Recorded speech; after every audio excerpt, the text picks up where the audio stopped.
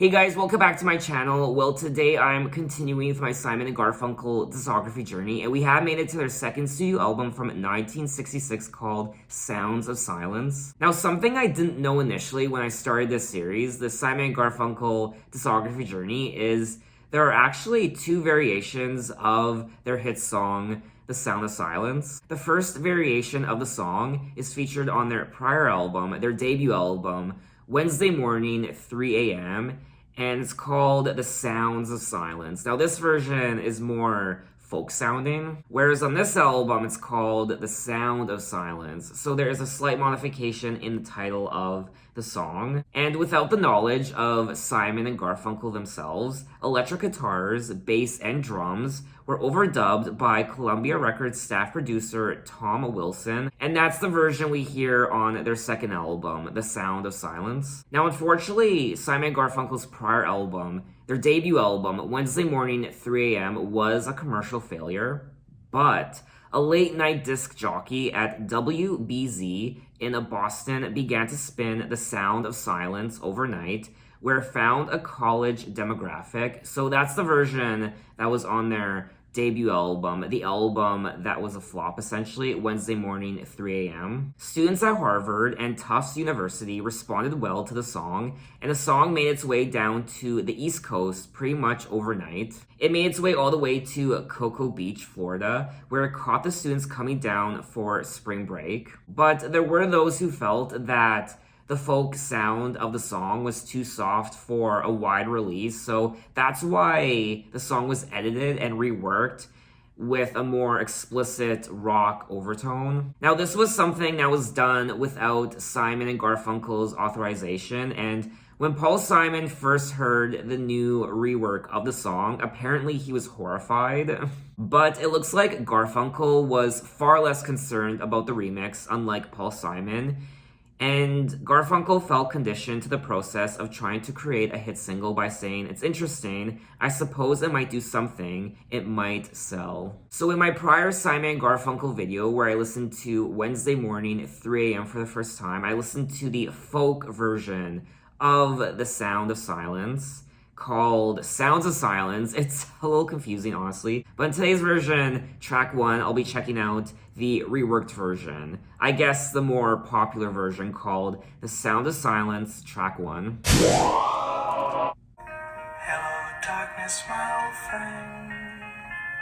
I've come to talk with you again. And the vision that was planted in my brain within the sound of silence. In restless dreams I walked alone, when my eyes were stared by the flash of a neon light. People talking without speaking, people writing songs that voices never share. Hear my words that I might teach you, but my words like silent raindrops fell, and the people bowed and prayed, and the sign flashed out its warning. The words of the prophets are written on the subway walls. The sound of silence. That was track 1, The Sound of Silence. Now, I won't go too in-depth into this song because I already talked about the song in my prior video for Wednesday Morning, 3 a.m. So I'm just going to briefly talk about what I thought about this version of the song. Now, if I had to choose between which one I prefer more, the folk version or the rock version, I would have to say the folk version from their debut album. I mean, obviously, I still like this version as well, the rock one, but it's too polished, it's too commercial sounding. I guess that was the whole point, to make it more commercial so more people would hear it, but I don't know, I prefer the slower folk version of this song. But it looks like I'm in the minority because when this song was remade and sent to radio, it instantly hit #1 on the US Billboard Hot 100, and this led to Simon and Garfunkel reuniting to record their second album, Sounds of Silence, and Columbia Records titled the album Sounds of Silence to capitalize off the song's success, which was obviously quite smart. And I think this was something I failed to mention in my prior video, that Simon Garfunkel actually broke up after recording their first album, Wednesday morning, 3 a.m.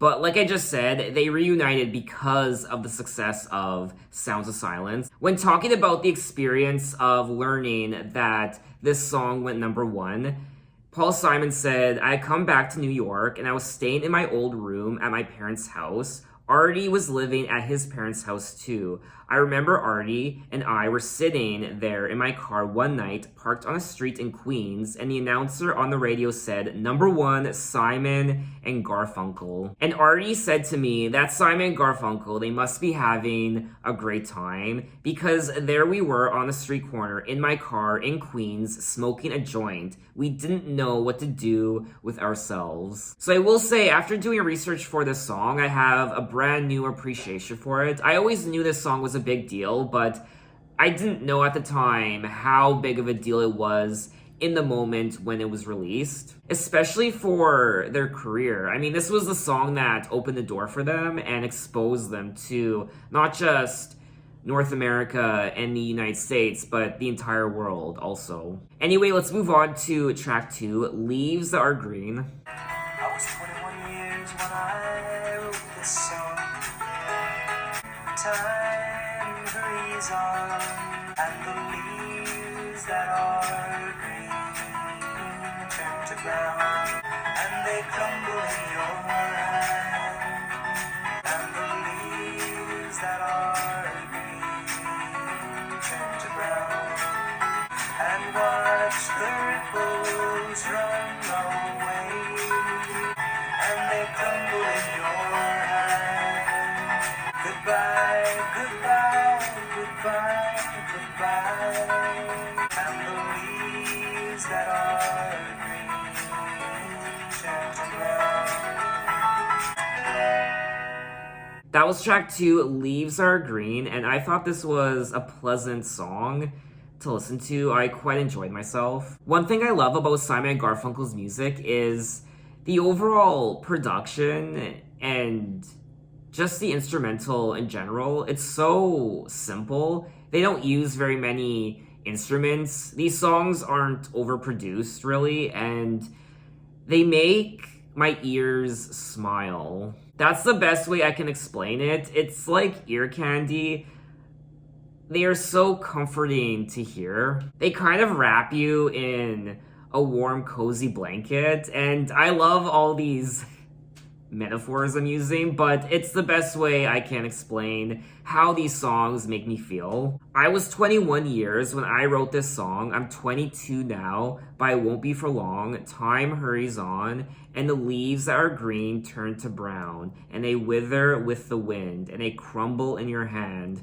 Once my heart was filled with the love of a girl, I held her close, but she faded in the night, like a poem I meant to write, and the leaves that are green turned to brown. I mean, the lyrics do make me a little sad, because obviously they are singing about the passing of time, and one year you're 21, and the next year you're 22, and the year after that you're 23, and then 10 years later you're 33, and time just keeps moving ahead. It can also be a metaphor for love, how in the beginning stages, love is so passionate and lush, it's so vibrant and green, but then over time, it can just wither away and just fall apart and become dust and old and sad. Now, the song was originally recorded by Paul Simon for his 1965 album, The Paul Simon Songbook, but it was later re-recorded with Art Garfunkel for this album. The song is described as a melodic ballad about the ever-constant aging process, which is something almost all of us never want to acknowledge or come to terms with. And one thing I always say is the passing of time is one of the most tragic things to ever occur on this planet to all of us. The passing of time, it's something we can't control, and just growing older, watching people we love die, watching the world change, and just everything that comes with the passing of time. It's exciting, but it's also extremely tragic. So overall, I did enjoy everything about this song. I like the lyrics, even though they're quite gloomy. They're still quite beautiful to read and listen to, and their vocals are sublime, and I like the overall instrumentals. So I would definitely listen to the song again. Anyway, let's move on to track 3, Blessed.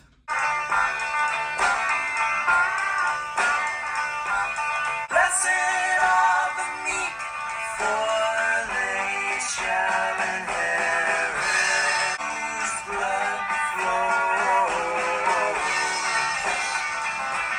Right it on.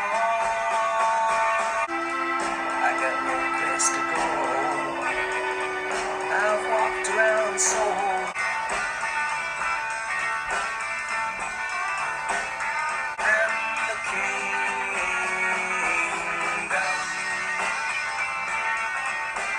Blessed are the meth drinkers, pot sellers and loot. My words trickle down. Blessed are the stained glass window pane glass makes me nervous. Oh Lord, why have you forsaken me? That's too long. That was track 3, Blessed, and I wasn't the biggest fan of this track. I did think it was quite boring to listen to, and there isn't really a strong hook. I did like the overall instrumental. That was probably the highlight. I didn't really care about the lyrics. So overall, this definitely wouldn't really be a song I would listen to again. Blessed are the meek, for they shall inherit. Blessed is the lamb whose blood flows. Blessed are the sat upon, spat upon, ratted on. O Lord, why have you forsaken me? Blessed are the stained glass, window pane glass. Blessed is the church service, makes me nervous. Blessed are the penny rookers, cheap hookers, groovy lookers. O Lord, why have you forsaken me? Another song from Simon Garfunkel that is inspired by religion, just like a few songs from their prior album, Wednesday Morning 3 a.m. There's also a part in the production where it sounds like thunder. And I don't know what instrument they would have used to accomplish that sound. Maybe some sort of drum. I don't know. Maybe I'm just an idiot. Anyway, let's move on to track 4, Kathy's Song. I hear the drizzle of the rain, soft and warm, continuing from the shelter of my mind. I gaze beyond the rain-drenched streets to England, where my heart lies. My mind's distracted and diffused. They lie with you when you're asleep, writing songs I can't believe. And so you see, I have come to doubt. The only truth I know is you. I know that I am like the rain.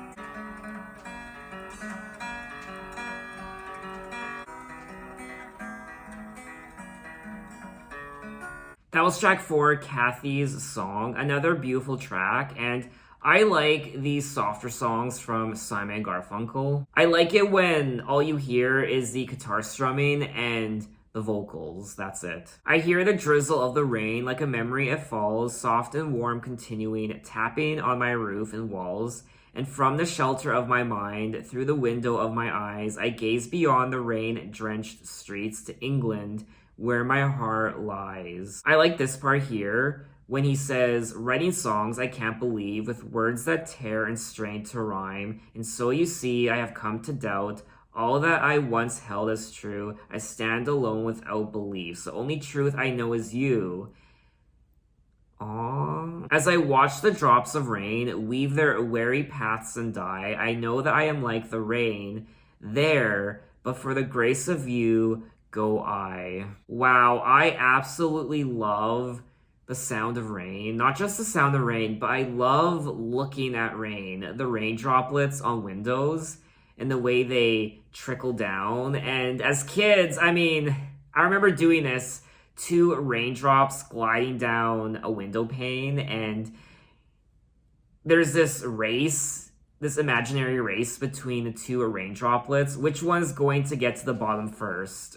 What a beautifully tragic song from Paul Simon. It's absolutely heart-wrenching and so perfect at the same time. I don't know who this Kathy is, and I don't know why. I guess he left her, or she left him, or something happened. I know that I am like the rain, there before the grace of you go I. I really did enjoy this track, but it's not really a song I would listen to all the time. I am curious to know, though, if Kathy was the actual name of this woman, or he swapped out the name for someone else's to make it more ambiguous. Anyway, let's move on to track 5, Somewhere They Can't Find Me. I can hear the soft breathing of the girl that I love, but I've got to creep down the alleyway, fly down the highway, somewhere they can't find me. I've committed a crime, I've broken the law. I opened up and robbed a liquor store. Fly down the highway, somewhere they can't find me. My crime, an illusion, a scene badly written. I know it's not right to leave you alone. It is just I've got to creep down the alleyway, fly down the highway, somewhere they can't find me.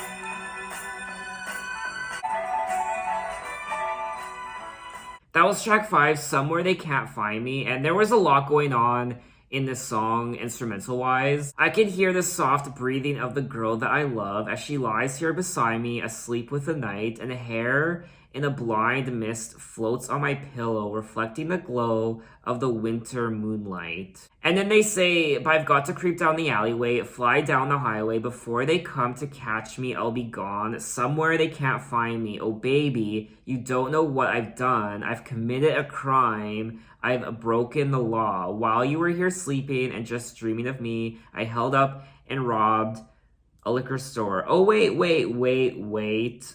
This sounds oddly similar to their prior track from their prior album, Wednesday Morning 3 a.m. I am a little confused. Is it the same lyrics? I can hear the soft breathing of the girl that I love as she lies here beside me, asleep with the night. That's the opening of this track, Somewhere They Can't Find Me. I can hear the soft breathing of the girl that I love as she lies here beside me, asleep with the night. Okay, so it is pretty much lyrically the same song. They do change up the lyrics a little bit, but essentially it's about this man who's sleeping next to this woman, this beautiful woman, and she doesn't know that he committed a crime, and so he essentially has to run away because he committed a crime, he broke the law, so he has to run because he is now a criminal. I held up and robbed a liquor store, but I've got to creep away down the alleyway, fly down the highway, before they come to catch me,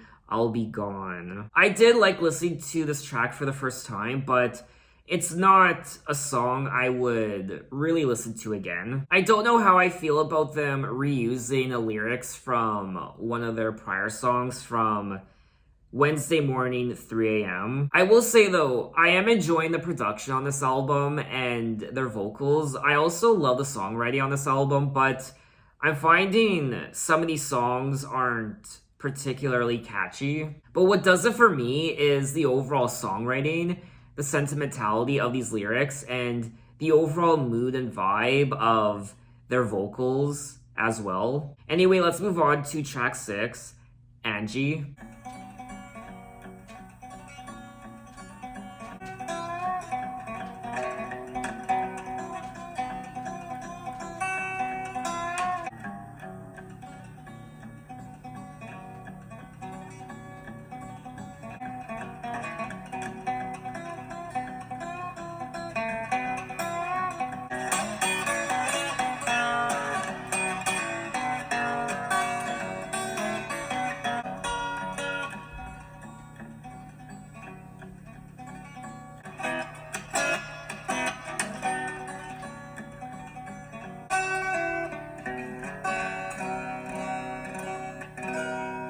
That was track 6, Angie, and this was purely instrumental, which is something I didn't realize until about halfway through. And I liked it. I liked the riffs. I only wish it was longer. It was quite short. It was just over 2 minutes. Now, Angie is an acoustic fingerstyle guitar piece composed and recorded by noted folk guitarist Davy Graham in 1961. And it was later covered by Paul Simon for this album. And that's nice to know because I just would have assumed this was an original Simon Garfunkel piece. I did like the track. I wouldn't listen to it all the time, but I thought it was quite pleasant and I would listen to it again. Anyway, let's move on to track 7, Richard Corey. They say that Richard Corey owns one half of this whole town. Born into society, a banker's only child. But I work in his factory, and I wish that I could be. Oh, I wish that I could be Richard Corey. Richard Corey at a show. I'm the ruler of his part, but I work in his factory, and I wish that I could be.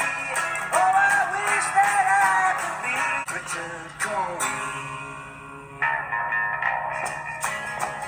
And they were grateful for his patronage, and they thanked him very much, and put a bullet through his head. But I work in his factory, and I wish that I could be Richard Corey.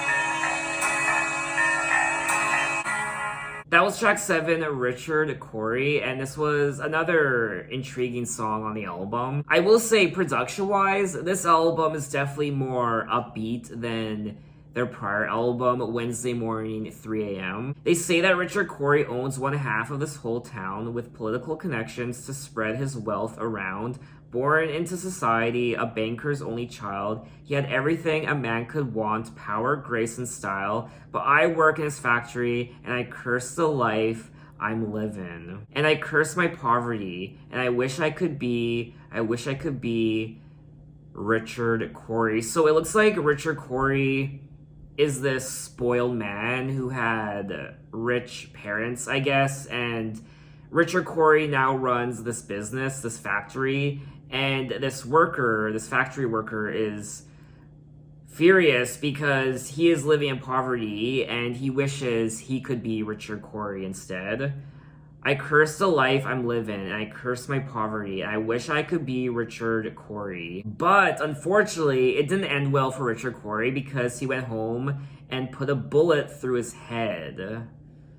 I wonder why. So I'm curious to know if this is real. Is Richard Corey a real person? Did he exist? Or is this just a make-believe story? The song was based on Edwin Arlington Robinson's 1897 poem of the same title.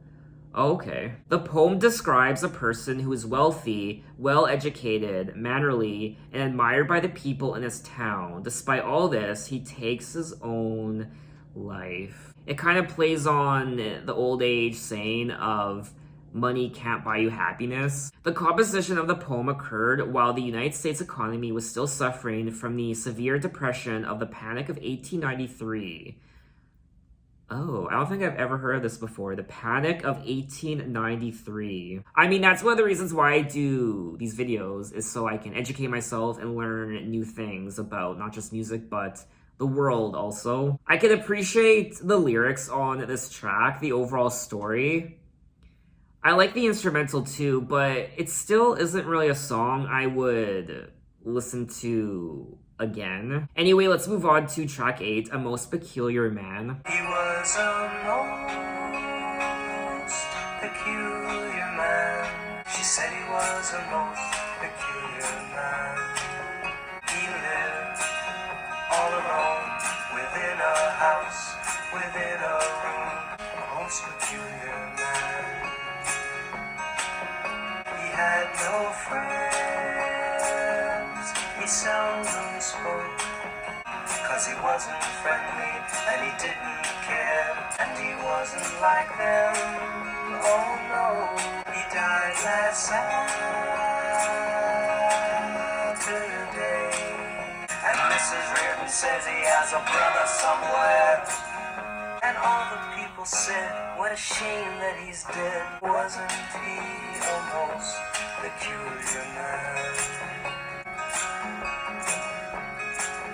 That was track 8, A Most Peculiar Man, and I really liked this song. I think it's one of my favorite tracks from the album so far. I mean, it's still quite tragic to read and listen to. He was a most peculiar man. That's what Mrs. Reardon says, and she should know. She lived upstairs from him. He was a most peculiar man. He lived all alone within a house, within a room, within himself. He had no friends. He seldom spoke, and no one in turn ever spoke to him because he wasn't friendly and he didn't care, and he wasn't like them. Oh no, he was a most peculiar man. He died last Saturday. He turned on the gas and he went to sleep. With the windows closed, he never wake up. And all the people said, what a shame he's dead. But wasn't he a most peculiar man? That is, I mean, this is... What I also find interesting is when they say he turned on the gas and he went to sleep with the windows closed so he never wake up, to his silent world in his tiny room, and Mrs. Reardon says he has a brother somewhere. When they said that part, their vocals and the overall instrumental got a bit more aggressive. A very tragic song, quite sad, just like so many of their other songs, and I would listen to the song again, it just wouldn't be a happy listen. So let's move on to track 9, April Come, She Will. April, come she will. May she will stay. June, she'll change her tune. July, she will fly.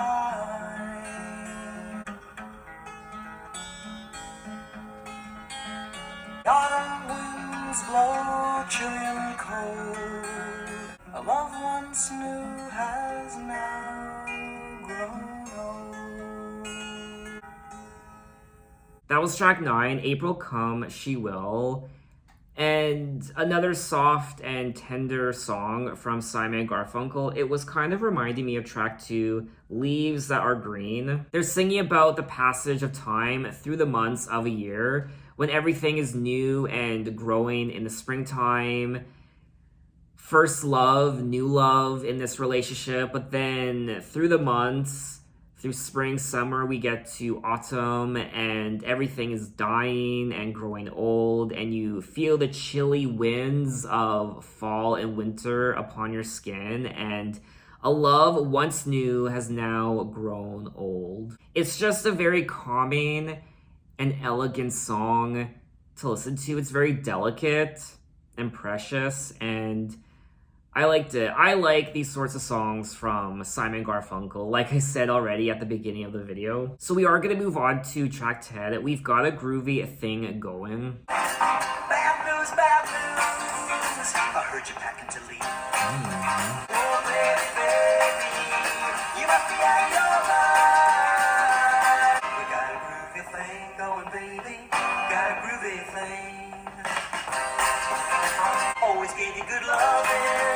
I never ran all night. We got a groovy thing going, baby. Got a groovy thing. If you're fixing to go, I can't make it without you. You know that you're kicking away.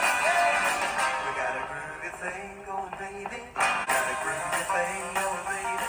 Got a groovy thing. That was track 10. We've got a groovy thing going, and I think this is definitely one of the more upbeat and, I guess, fun songs to listen to.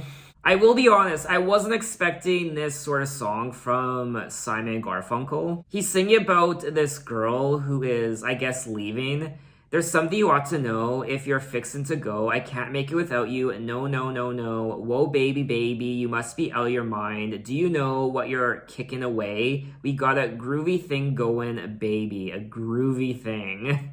So he's pleading for this girl not to leave because they got a groovy thing going on. I will say they do seem to be a bit more adventurous on this album when it comes to the instrumental. I thought this was a fun little track.